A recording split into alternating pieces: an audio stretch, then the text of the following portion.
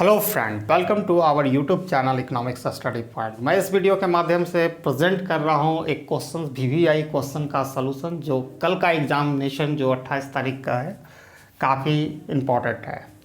ठीक है, तो ये कौन सा कोर्स कोड का है? MEC 001 जिसका टाइटल है क्वान्टिटेटिव मैथड। क्वेश्चन आपके सामने है। There are 100 misprint randomly distributed spread out 100 pages of book, यानी एक 100 पेजेस ऑफ बुक्स में पाया गया है 100 मिसप्रिंट यानी गलती एट रैंडम छाटा गया है। ठीक है, तो ये क्वेश्चन पूछ रहा है कि what probability model is appropriate to such describe the such distribution. कौन सा प्रोबेबिलिटी डिस्ट्रीब्यूशन मॉडल से इसका हम सोल्यूशन करेंगे, पहली बात। और दूसरी पूछ रहा है using the model find the probability a page observe will contain at least 3 mistake पर पेज, मतलब 3 मिस्टेक होगा पर पेज में, उसकी क्या प्रोबेबिलिटी है। तो सबसे पहले आप देख सकते हैं कि ये जो क्वेश्चंस है 3 तरह का हम लोग डिस्ट्रीब्यूशन हमारा जो सिलेबस कंटेन करता है। एक बाइनोमियल करता है, पॉइसन डिस्ट्रीब्यूशन करता है, नॉर्मल डिस्ट्रीब्यूशन करता है। तो आप गेस कीजिए ये तीनों में कौन सा होगा। उससे पहले आप लाइक दें, सब्सक्राइब करें अगर पहली बार आए हैं, और ज़्यादा से ज़्यादा लोगों को शेयर कर ही दीजिए आप। अब आप गेस करने का टाइम हम आपको 2 सेकंड देते हैं कौन सा प्रोबेबिलिटी डिस्ट्रीब्यूशन से बनेगा। ऑब्वियसली ये बाइनोमियल डिस्ट्रीब्यूशन में 2 ही होता है, सक्सेस और फेल्यूर, PQ। वो फेल हो गया बाइनोमियल डिस्ट्रीब्यूशन। नॉर्मल डिस्ट्रीब्यूशन में उसका बेल शेप का होता है, ठीक है, और वो कॉन्टिन्यूअस डिस्ट्रीब्यूशन है, तो वो भी फेल हो गया। लेकिन यहाँ 100 पेजेस है, यानी यहाँ कहीं ना कहीं हमारा जो है वो क्या डिस्क्रीट प्रोबेबिलिटी डिस्ट्रीब्यूशन है, और इसमें जो n है बहुत बड़ा है, 100 है, यानी Poisson distribution is a appropriate, ठीक है, पॉइसन, ठीक है, Poisson probability model is probability, ठीक है, model is appropriate for appropriate, ठीक है, to describe such distribution, describe such are distribution जहाँ 2 से ज़्यादा रहे, ठीक है, तो वहाँ पर आप लगा सकते हैं पॉइसन डिस्ट्रीब्यूशन। मतलब जो बाइनोमियल में 2 ही होता है, बाइनोमियल में 2 ही, एक सक्सेस होता है, एक फेलियर होता है। यहाँ पर 100 पेजेस है, तो इसके लिए Poisson probability model is appropriate to describe the such distribution पहला हो गया। दूसरा पार्ट्स बोला using the method find the probability that a page observe at random will contain, में जो भी पेज एट रैंडम हम कंटेन करेंगे उसकी क्या प्रोबेबिलिटी, उसमें 3 मिस्टेक मिलेगा। तो ये है Poisson distribution probability distribution with parameter m equal to, यहाँ पर क्या दिया गया, 3 दिया गया है, ठीक है, 3 मिस्टेक पर पेज।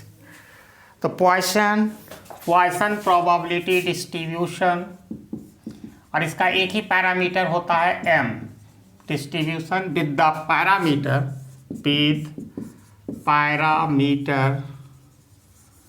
m इक्वल टू 3, जो m इक्वल टू 3 होगा। इसका आप लोग फार्मूला शायद जानते होंगे, जो s क्या मैंने x जो होता है probability of success equal to e to the power minus, ठीक है, m minus m to the power x और फैक्टोरियल x होता है, ठीक है। अब यहाँ पर हमको प्रोबेबिलिटी यहाँ 100 पेज तक दिया गया है, तो हर पेज में एटलीस्ट 3 मिस्टेक हमको ऑब्जर्व करना है प्रत्येक पेज में। पेज है यहाँ 100, क्या मैं 100 टाइम तक 0 1 2 3 4 लिखूँगा? नहीं, उसका एक तरीका है। सबसे पहले हम ये चीज़ देख लेते हैं जो काफ़ी इंटरेस्टिंग होने वाला है, कि अगर हम मान लो 0 मिस्टेक हो, या ऐसा हम पहले देखते हैं प्रोबेबिलिटी ऑफ सक्सेस, ठीक है, लेस देन 3, यानी लेस देन 3 हम देखते हैं probability of success less than 3, यानी देखो हम यहाँ पर लिख रहे हैं, यहाँ पर दिखा देंगे तब ज़्यादा अच्छा रहेगा। देखो प्रोबेबिलिटी ऑफ सक्सेस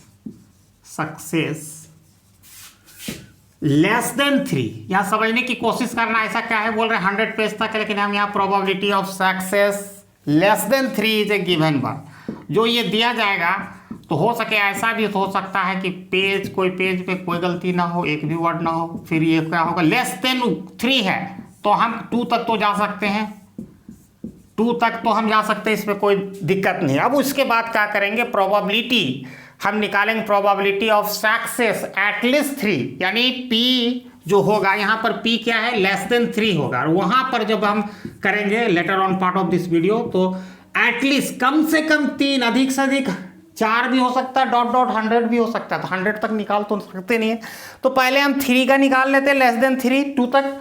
और उसमें टोटल का प्रोबेबिलिटी, सम ऑफ प्रोबेबिलिटी तो 1 होता है, और 1 को हम इससे घटा देंगे तो एटलीस्ट वाला तो निकल जाएगा। अब F0 कैसे निकलता है, क्या होता है, एक चीज़ इस क्वेश्चन में एक मिसिंग है, उसका वैल्यू मैं लिख देता हूँ। ठीक है, जो चीज़ मिसिंग है क्वेश्चन में देना चाहिए वो मिसिंग है, उसका वैल्यू e⁻³ का वैल्यू होता है। ठीक है, 0.498 इसका वैल्यू दिया रहना चाहिए। अगर नहीं दिया है तो फिर यहाँ पर झलकने लगेगा। ठीक है, आपको fx बराबर हम दे दिए, लेकिन आपको m मालूम है, m बराबर 3 है, तो जहाँ जहाँ m है वहाँ 3 कर दो। ये 3 हो जाएगा, यहाँ पर हो जाएगा 3, और x वगैरह में कुछ नहीं होगा। अब x का वैल्यू पहले 0 करते हैं, हमारा 3 ठो वैल्यू चाहिए, तो f0 करेंगे। तो जैसे ही f0 करेंगे तो e⁻³ 3 और फैक्टोरियल 0 हो जाएगा x का वैल्यू। अब देखो किसी भी संख्या का वैल्यू जब 0 होता है तो क्या होता है, 1 हो जाता है, यानी e⁻³ आएगा, फैक्टोरियल 0 का भी वैल्यू 1 होता है। देखो ये इस तरह से हुआ, e⁻³ का वैल्यू मैं वहाँ लिख चुका हूँ 0.498।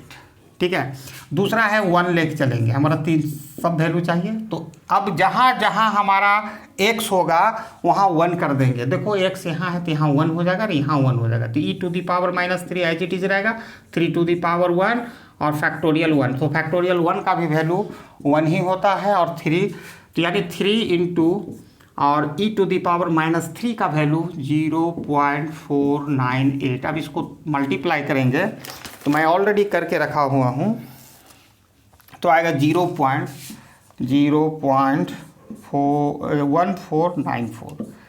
ठीक है, और तीसरा है 2 देंगे, तो 2 जैसे देंगे तो क्या हो रहा है, हम देख रहे हैं कि कुछ नहीं होता है। 2 देंगे तो उसको हम करके यहाँ देख रहे हैं कि ये तो रहेगा ही वैल्यू, और 2 देंगे तो देख लेते क्या होता है। तो आप लोगों को दिख रहा होगा तो ठीक है, नहीं तो इसको मिटा देते। 2 का वैल्यू हम लोगों ने ऑलरेडी निकाल लिया, 3 का वैल्यू मैं यहाँ निकाल देता हूँ, 2 देते हैं, तो e⁻³ तो अपने जगह पर रहेगा। ठीक है, 3 का स्क्वायर हो जाएगा और नीचे फैक्टोरियल 2 होगा। अब यहाँ पर देखो e⁻³ एज इट इज रहेगा, ये 9 होगा, फैक्टोरियल 2 का वैल्यू क्या होगा, 2 होगा, 2 इंटू 1 यानी 2 ही होगा। तो देखो इसको आप यहाँ डिवाइड कर दोगे तो 4.5 होगा, 9 का आधा 4.5 और e⁻³ यानी 4.5 इंटू 0 e⁻³ का वैल्यू हम लोगों ने वहाँ लिख चुका है 0.498। अब इसको मल्टीप्लाई करेंगे तो आपको हम करके रेडी रखें ताकि समय ज़्यादा बचा सके, 0.2241। अब ये सारा का वैल्यू आ गया, तो अब यहाँ पर लिख सकते हैं, जब 0 हम बैठाया तो ये आया 0.498। 1 जब दिया तो उसका वैल्यू ये आया 0.1494। जब मैंने 2 दिया तो यहाँ पर मैंने जगह बचाते हुए यहाँ पर मैंने लिखा 0.2241। आप ये तीनों को जब ऐड करोगे तो आपको आएगा 0.4233। अब हमारा काम आसान हो गया। अब हम क्वेश्चन में है अकॉर्डिंग टू मूव कर सकते हैं, क्वेश्चन में जो टर्म दिया गया है। तो हमारा ये probability of success less than 3 है, लेकिन हमको क्या क्वेश्चन पूछ रहा है कि एटलीस्ट 3 मतलब है। तो प्रोबेबिलिटी ऑफ सक्सेस देखो यहाँ पर एटलीस्ट का मतलब कम से कम 3 होना चाहिए और ज़्यादा 100 तक होना चाहिए। तो 100 तक निकालना है, पॉसिबल नहीं, हम एक एक करके तो नहीं निकाल सकते हैं। इसके लिए मैंने ये एक ट्रिक्स या खेल किया जाता है इसमें, तो बनाया गया है। तो यहाँ लिखते हैं प्रोबेबिलिटी ऑफ सक्सेस। अगर आप निकालने लगेगा सक्सेस 100 तक तो आपको 3 घंटा भी कम पड़ेगा। ठीक है, probability of success at least कम से कम, यानी P is greater than equal to 3, कम से कम 3 तो होना ही है, लेकिन 3 से ज़्यादा भी हो सकता है, 3, 4, 5, 100 तक है, इज गिवन। जो दिया जाता है उसको कैसे करते हैं लिखेंगे, तो उसी चीज़ को यहाँ पर लिखेंगे। एफ का जो पावर होगा अब हम उसी अनुसार हम लिखेंगे। तो यानी दिया जाएगा F3 दिया जाएगा प्लस F4 दिया जाएगा, 3 के बराबर होगा, लेकिन ये डॉट डॉट होकर कहाँ तक चला जाएगा मेरे दोस्त, 5 होगा, dot dot dot dot plus में रहेगा 100 तक होगा। इसी का वैल्यू निकालता है, लेकिन इसका वैल्यू निकालने के लिए बहुत ही आसान तरीका से हम कर सकते हैं।